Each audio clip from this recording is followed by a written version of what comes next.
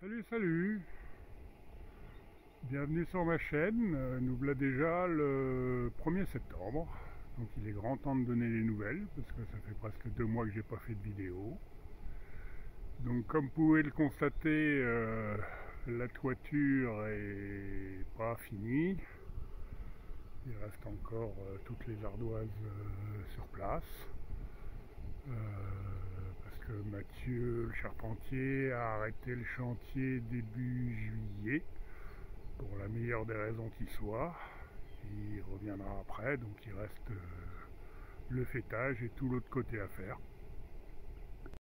Moi, pendant ce temps, j'en ai fini pour d'enlever toute la terre qu'il y avait en bas du pignon. Il reste encore des cailloux à trier, parce qu'il y a des morceaux de ciment, des choses comme ça dedans. Et la terre, j'en ai tamisé toute une partie. Donc j'ai fini le premier big bag, là, le premier mètre cube de terre, et j'ai attaqué un deuxième. Toute celle-là qui est sous la bâche pour l'instant. Donc la terre, je la récupère, c'est pour en mettre un peu dans mon mortier, mais surtout pour refaire des enduits terre. Donc il me faut plus d'un mètre cube vu ce que j'ai à faire. Donc ça prend du temps, je mets de côté, je sais pas quand est-ce que je le ferai, mais au moins c'est fait. À l'arrière, on s'aperçoit que c'est pas terminé. Donc il va revenir finir de toute façon avant cet hiver. À ce sujet-là, je vais vous mettre la dernière vidéo que j'avais fait début juillet, avant son départ, alors que j'étais en stage, que j'ai jamais publié. Donc je vais vous mettre le petit extrait parce que lorsqu'il avait ouvert au-dessus du refend de l'autre côté, j'avais pas pu filmer, là j'ai filmé un peu. Et pareil, en commentaire, je vous mettrai 2 vidéos que le charpentier a fait. Une sur la rive en aile de colombe, là, et une autre sur le raccord de toiture entre l'existant et l'ancien. Mathieu a commencé à ouvrir au-dessus du refend. Donc voilà comment on se retrouve. De l'autre côté, j'avais pas pu filmer quand c'était ouvert. Donc là, vous avez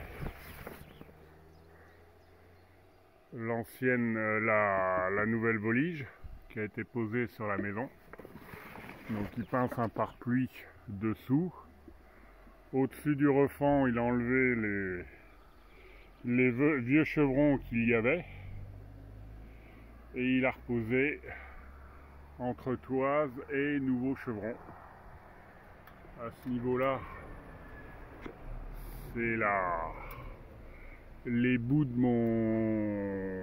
mon linteau de la porte qu'on voit arriver. Donc les 2 linteaux de façade et les 2 morceaux de palâtre qui étaient au milieu que j'avais préparés.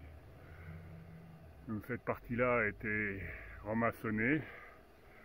Comme cette partie-là, où on avait laissé un gros vide, c'est là qu'on avait laissé un morceau de laine de bois et que la martre avait fait son nid.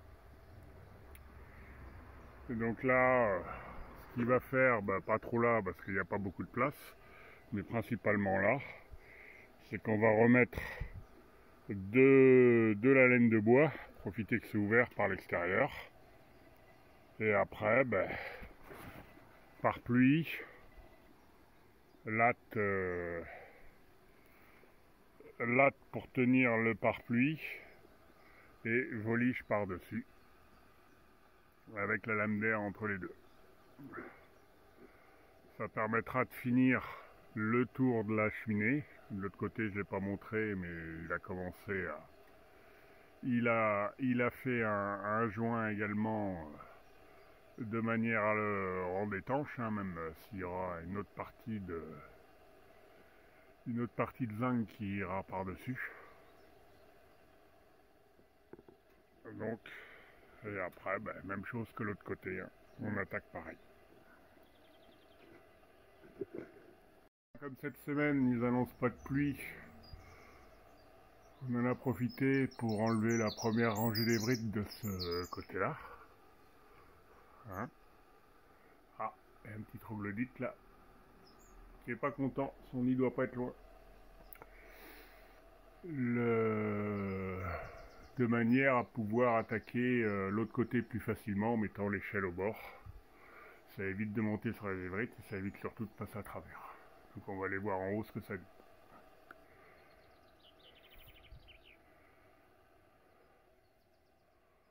Voilà. Et toujours l'échelle avec la ligne de vie qui est accrochée sur le haut de l'échelle pour travailler en toute sécurité. Il fallait vraiment faire quelque chose parce que vous voyez en limite de volige, l'état des chevrons, hein, ils étaient vraiment pas beaux, donc c'est bien de repartir propre. Je pense que voilà, sur celle-là, là vous avez les anciens chevrons qui restent dessous. Ils sont vraiment pas beaux.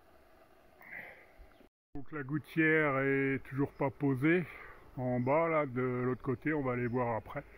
Parce qu'il faut d'abord que je cherche mon point bas pour mes évacuations. Pareil, là j'ai commencé à redégager un peu pour retrouver où était la fosse septique. Mais j'ai pas continué à creuser parce qu'il faut que je fasse la gouttière en premier. Pendant ce temps-là, les noisettes ont commencé à tomber. Donc bien sûr, j'étais pas prêt, j'avais pas dégagé dessous. Donc hier, j'ai fait une remorque. J'ai fait une remorque pour dégager, pour faciliter, pour les ramasser, sachant qu'il me reste tout le dessous aussi ici à nettoyer. Mais bon, chaque année je me fais avoir, mais c'est comme ça. Les kiwis sont toujours là. Je suis content parce que j'ai les grandes repousses là qui vont presque jusqu'au sol.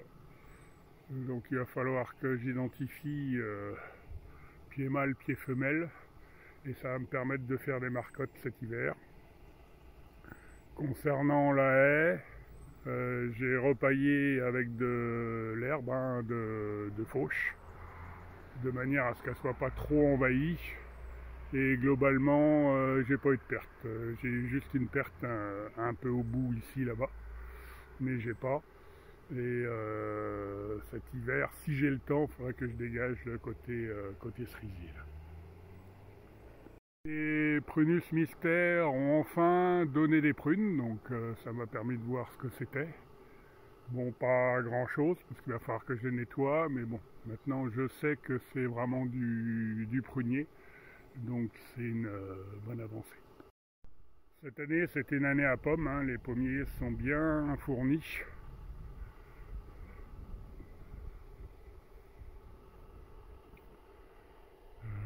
Maintenant, j'aurais peut-être pas forcément le temps de toutes les traiter. D'habitude, je faisais du jus, là, je verrai. Mais bon, on fait comme on peut.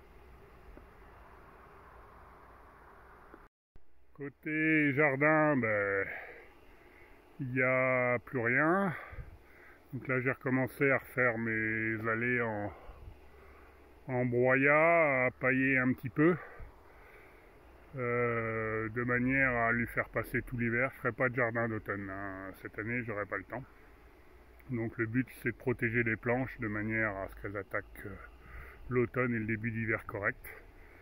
La rhubarbe a bien donné, elle est repartie, elle a été coupée une fois. Et j'attends un moment plus sec pour récolter mes graines de poireaux. Et je dois avoir aussi des graines de carottes un peu plus bas là. Au niveau des arbres fruitiers, ben, j'ai réussi à contenir un peu la cloque sans traiter, hein, juste en enlevant les feuilles malades au fur et à mesure sur les pêchers, ce qui m'a permis d'avoir quelques pêches. J'ai eu aussi des prunes, des quetches principalement, ben, celui qui est au fond là-bas. Et il reste, il faut qu'ils finissent de mûrir, il restera des coins. Donc là il y en a 5, 6, 7, 8.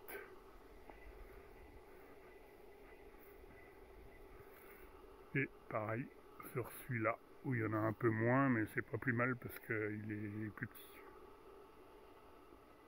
Donc comme je m'y attendais, le talus a été complètement réenherbé, avec en plus pas mal de chardon, mais les plants sont au milieu.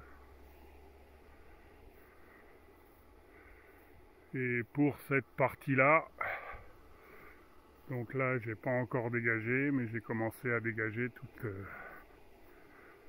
toute la partie avant et remonter le talus. Donc ça fait un sacré volume de terre. Et je vais vous montrer où est-ce que je la prends la terre. Donc là je suis content, ça va faire un bon talus. Et globalement tout est reparti. J'ai juste un petit chêne là-haut et un autre manque. Donc pour l'instant j'ai trouvé que 2 morts sur l'ensemble. Là vous avez un gros tas. Ce gros tas, c'est toutes mes mauvaises herbes que j'enlève du talus. Les ronces, les orties, etc. que j'enlève d'ailleurs. Je mets là en tas à décomposer. Dans ma partie parking, donc il y a ce bouchon de ronces là qu'il va falloir que j'essaye d'enlever cet hiver, de manière à aller jusqu'aux arbres comme c'est là. À travers le chemin de fer, il m'en reste à récupérer, mais il faut peut-être que je les déplace. Et enfin, j'ai regroupé tout ce que j'avais en sapin. Donc sur une bâche. Donc là c'était les grumes de cyprès, il me reste des gros morceaux et le poste de broyage qui est derrière, de manière à dégager toute cette zone là, sachant que j'ai toujours ma grume à découper au bout. Et j'ai commencé à empirer aussi depuis là jusque devant la serre, de manière à pouvoir sortir plus facilement cet hiver. En parlant de serre, on va voir ce qu'il y a dedans. Sous la serre qui n'est pas encore bâchée, on retrouve, j'avais planté des pieds de tomates qui étaient en avance, mais je voulais, pas en avance, des plants que j'avais en trop. Donc elles ont donné, elles ont chopé le mildiou normal, mais j'ai essayé pour voir si j'arrivais à les récupérer en les traitant au bicarbonate, et globalement ça se passe bien. Donc là c'est de la courge, là aussi, et après c'était 2 pieds de courgettes qui ont pour ainsi dire fini de donner. Je trouve tout le bois que j'ai commencé à scier pour la couverture du futur hangar, du futur garage. Donc il y a 16 620 là. Et là c'est des planches en 1 pouce et du madrier en 2 pouces, de manière à pouvoir tirer chevron et ou tasseau pour fixer le pare-pluie. Donc là il y en a 16, il m'en faut 45, donc c'est pas fini, j'y suis, et d'ailleurs je suis en train d'essayer de refaire une vidéo dessus, donc je sais pas quand ça sortira. C'est avant l'hiver de recouvrir de cet abri tunnel là, et une fois triés, une fois qu'ils sont tous coupés, je les trie et je les rentre à sécher sous cette future abri tunnel. Donc dans la serre on retrouve, j'avais mis 3 pieds de concombre qui sont en fin parce que touchés par la maladie. Donc là il en reste là, c'était du généreux. Il reste les tomates. Donc ça c'est de la tomate, mis à part les tomates cerises que j'avais récupérées, autrement c'est de la tomate population, hein. Semence population, c'est des graines que j'avais récupérées l'année dernière. Donc ça fait quand même des belles tomates. Bon, quand je me suis pris tard pour les semer, elles ont attendu fin août pour commencer à donner. Il y a un essai cette année des pastèques. Donc là, elles sont pas encore mûres, il y en a une là. Il y en a deux autres là. Un pied de poivron.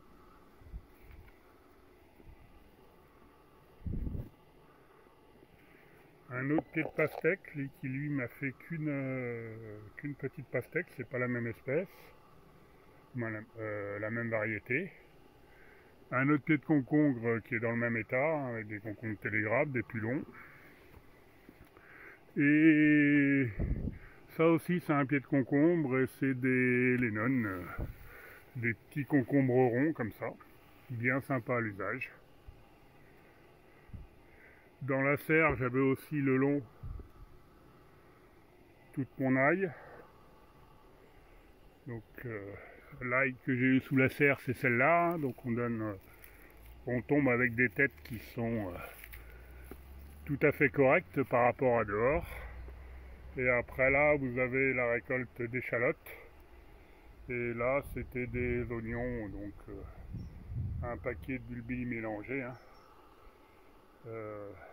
Mais c'est mieux que rien. Donc le poste de broyage, comme je disais. Et là, j'ai toute la zone au bout à dégager pour dégager la grume.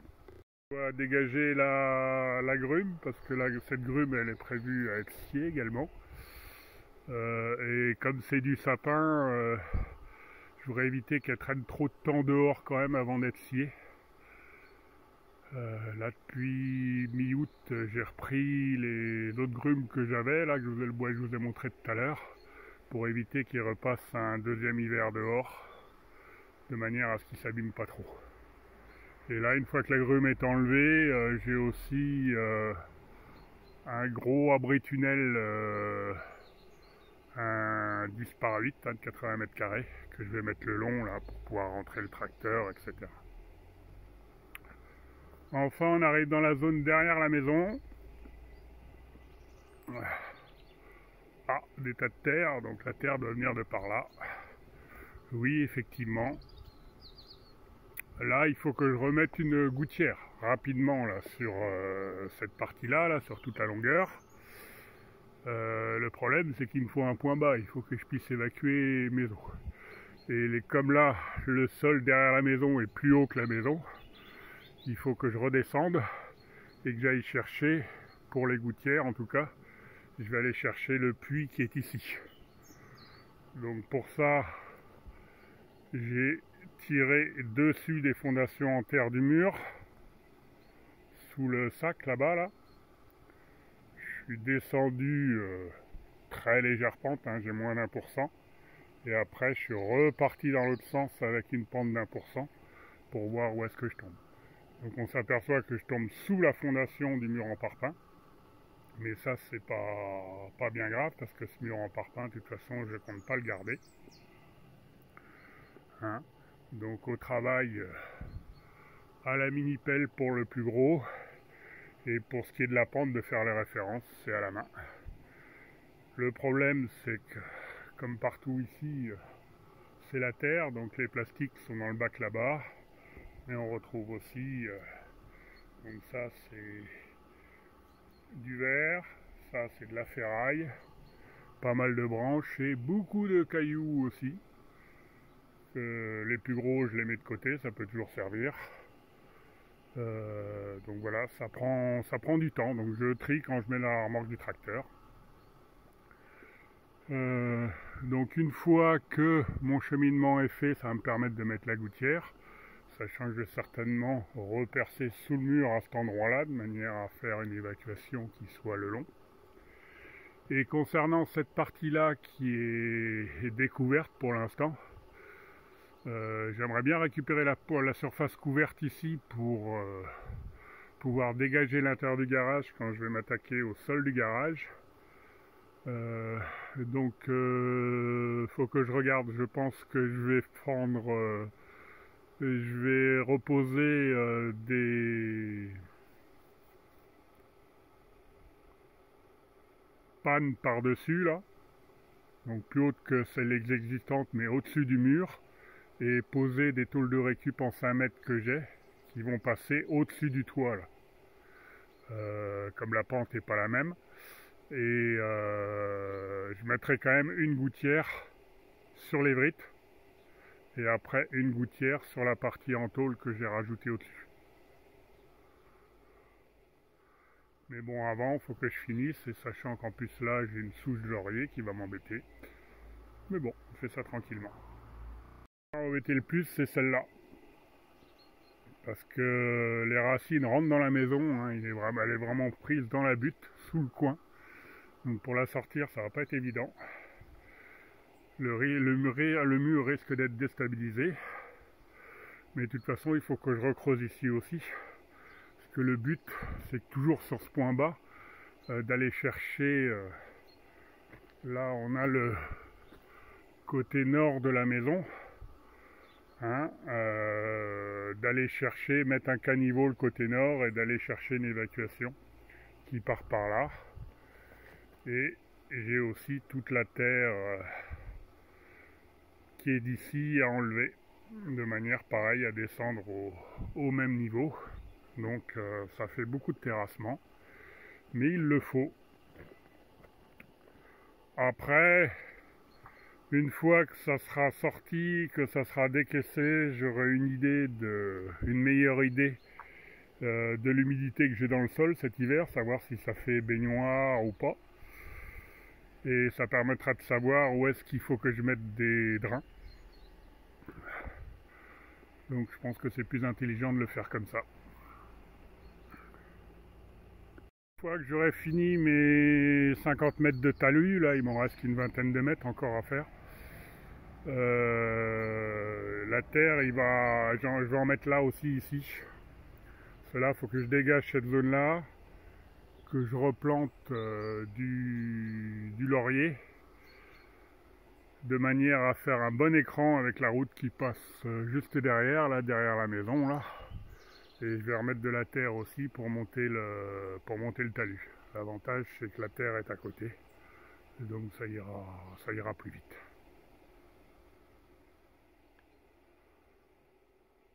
Donc voilà. On va en arrêter là pour ce journal de bord rapide. Je ne sais pas quand est-ce que reviennent les artisans, courant du mois je pense. Et là on voit la fin de charpente qui reste à faire et toute la faîtière. Et après, comme vous avez pu le deviner sur l'extrait de vidéo que j'ai incrusté sur la livraison, après c'est toute la partie isolation des rampants, de tous les rampants à l'intérieur, de manière à voir déjà comment se comporte la maison en hiver.